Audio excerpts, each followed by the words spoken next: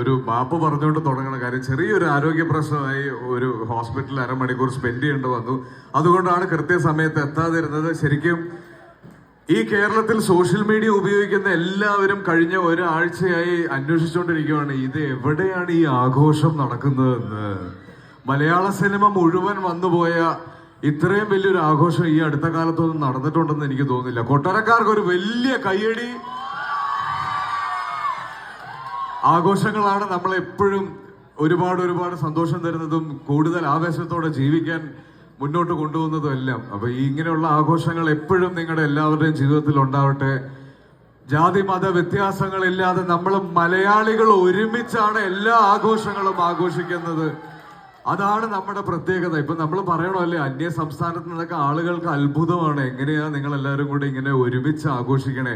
പക്ഷെ നമ്മൾ മലയാളികൾ ശീലിച്ചത് ഇങ്ങനെയാണ്. നമ്മൾ അമ്പലത്തിലെ ഉത്സവമായാലും പള്ളിയിലെ പെരുന്നാളായാലും എന്തായാലും നമ്മൾ ഒരുമിച്ചുണ്ടാവും. ഇനിയുള്ള കാലവും നമ്മൾ ഇങ്ങനെ തന്നെയായിരിക്കും. മലയാളി പൊളിയാണ് എന്ന് തന്നെ പറയാൻ ആഗ്രഹിക്കുന്നു.